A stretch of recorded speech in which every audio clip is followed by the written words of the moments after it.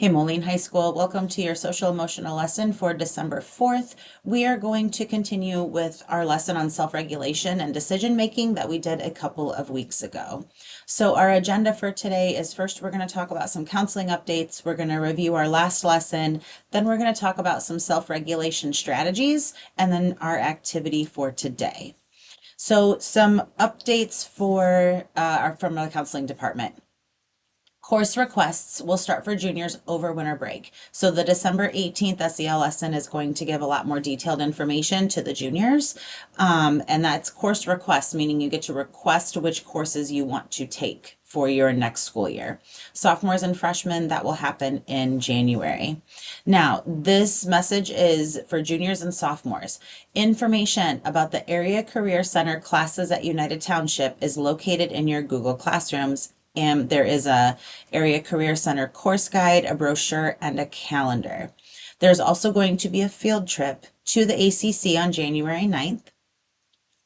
You have to complete the Google form that's also located in the classroom. And if you already went last year, you don't need to go this year. So if you've already went to the ACC on a field trip to see what it's like, you do not need to request to go this year. Once you complete the Google form, you'll be called down to the counseling office for a teacher and a parent permission slip, and those slips are due by December 11th. So again, the Area Career Center, these are for the classes that happen over at United Township High School at the Area Career Center. You will be able to request those classes for next school year. And if you're interested in learning more about them in person, you may sign up to go on the field trip. But again, if you went last year, you do not need to go again this year. So this is getting ready to get started. We are going to watch a video to kind of review what we learned about last lesson. I am actually going to stop my webcam while we watch this. The human brain develops and connects from bottom to top.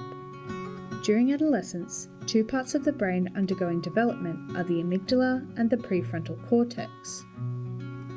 The amygdala is responsible for emotions, impulses, and instinctive behavior. It's part of the brain sometimes referred to as the emotional brain. The prefrontal cortex is responsible for executive functioning. Things like problem solving, decision making, planning, and the use of judgment. It helps us think through the consequences of our actions, inhibit behaviors, and allows us to focus on long-term goals. It is the part of the brain people often refer to as the thinking brain. Our prefrontal cortex is one of the last parts of the brain to fully develop. This usually happens by our mid-20s. The amygdala, on the other hand, develops well before the prefrontal cortex. So adolescence involves a period where these two parts of the brain aren't fully connected to one another.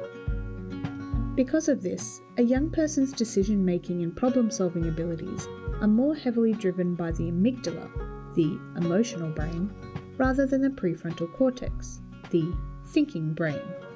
This is why adults can sometimes see young people's decisions as impulsive, poorly thought out, or driven by emotion. And whilst we know young people can accurately recognize and assess risk, they often place a higher value on a potential reward when weighed up against the potential risk. Although this might sound like a bad thing, this is actually a pivotal part of growing up. Through risk-taking and trying new things, young people are getting a chance to test their ideas and learn by trial and error. This is helpful in moving towards independence. It is how we as humans develop, learn, adapt, and grow.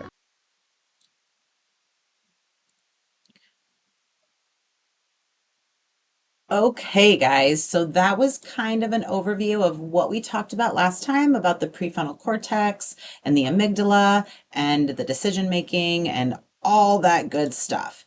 So, self-regulation is the ability to stay in control of your thoughts, feelings, and behaviors in order to make good decisions. It is important because it gives us a way of coping with our emotions so that we find better ways of managing our frustration and our sadness and our fear. We learned how the brain works so we can better understand how our emotions turn into actions. So again, that's what we all talked about last lesson. So remembering how the brain works. So remember we did that little trick about holding up your hand, looking at your palm. This represents our brain, and the wrist and the middle of the palm is the brainstem and the spinal cord. So if you put your thumb into your palm, this is our limbic system with the amygdala. That's like this little bad boy here in the middle. Then you close your fingers and rest them on your thumb, and this is the cortex, the thinking brain. So you've got your amygdala here in the middle, and your cortex wraps around that amygdala.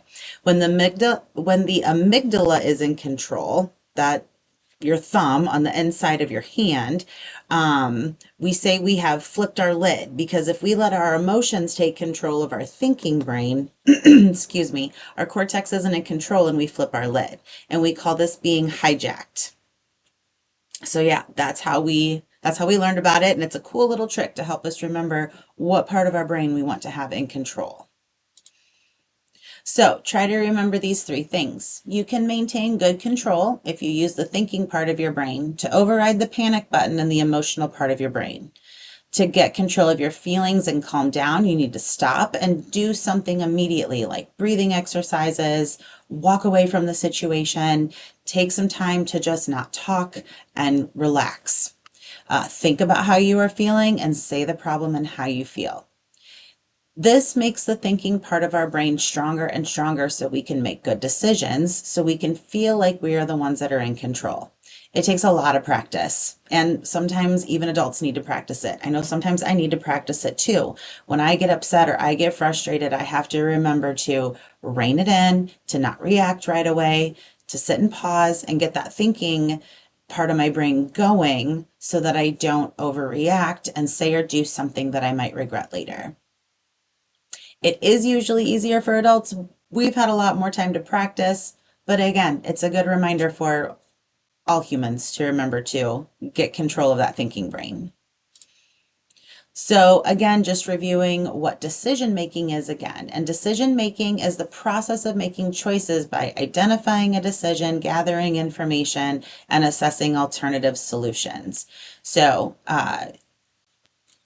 two different ways you can sit and think about decision making: identify the problem, analyze the situation, brainstorm solutions, consider the ethical responsibility around it, evaluate, and reflect. I like to think of this five-step decision making process about making really big decisions, or making decisions for the long term, so that you have time to sit and process it and think about what decisions you need to make. In an immediate situation, you need to stop, think, and choose. So if you are dealing with that emotional part of your brain, something happens right away that makes you frustrated or angry or upset, sad, or even like super happy. Like, you need to stop and think and choose, how am I going to react? What am I going to do next? That is another decision-making process. So now moving on to the self-regulation strategies. So there are so many strategies out there to help you work on that stop, think, and choose situation, especially when you get that amygdala feeling really hyper and going a little crazy overboard. I'm just going to focus on a few, and then we're going to do an activity today that you can research a little bit on your own. So mindfulness. Mindfulness is a huge one. And mindfulness is being aware of the present moment without judgment. Mindfulness is just literally accepting that you are where you are. No matter what you're feeling, you're not judging it, you're not mad about what's happening. You just are accepting, this is how I feel in this moment, and being very aware of it. Then there's breathing exercises. There's 4-7-8 breathing and box or star breathing. Those are the two that are really popular or really common to help you with getting calmed down and getting those emotions in check. You can also do some grounding strategies, which tapping is a really good one. And there's a 5-4-3-2-1 technique. And again, I'm going to have you research some of these. I'm not going to go into details with each one. Then there's also a strategy called cognitive reframing. And that is basically saying change how you think. So cognitive, in your head, reframing. Reframing means to change how you're looking at it. If you're going to reframe something, you're going to put it into a different context or look at it in a different way. Change how you think, change your perspective using positive self-talk and asking yourself questions on how can you rethink or reword or look at a situation in a different way. So here we go. Our activity for today. Choose one or two strategies to watch a video or read about. Forgot the word or in there. Sorry about that. And try these strategies out this week. So the Google Doc is right here. I'm going to open it up to show you. There is so much to look through on here, but grounding and breathing exercises, if you go to this website right here, there is going to be all different kinds of grounding and breathing exercises. I truly, truly like the 4-7-8 breathing and the box breathing. Real quick on the 4-7-8, that's breathe in for 4, hold for 7, and breathe out for 8. That's an easy one that you can practice right where you're at and no matter where you are. That's a really great one. So that website has a lot of links there. Here is some mindfulness activities. This is an article about getting started and a video. Here are those breathing exercises. Those are videos. If you are interested in tapping, if you've heard about tapping, it's literally about tapping, like touching your face, touching your arms. Tapping is another good way to bring yourself down. It's kind of rooted in a grounding technique. So just like feeling where you are, touching, if touch and that kind of thing stimulates your brain and helps you calm down, tapping would be a good one. There's an article and a couple of videos. And then finally, if you're interested in the cognitive reframing, here's an article and a couple of videos that you could look into. So you could do these as a class, you could do these individually, read an article, look at some different self-regulation strategies, try them out this week. If you see me in the hallway, tell me what you're trying. I would love to hear about it. These are all excellent activities to help you get your mind kind of going with your body and helping you maintain that emotional self-regulation. All right, guys, have a wonderful week. Share Joys is next week. I'm very excited for that. I won't see you on video for 2 weeks, but have a good one. We'll talk to you soon. Bye.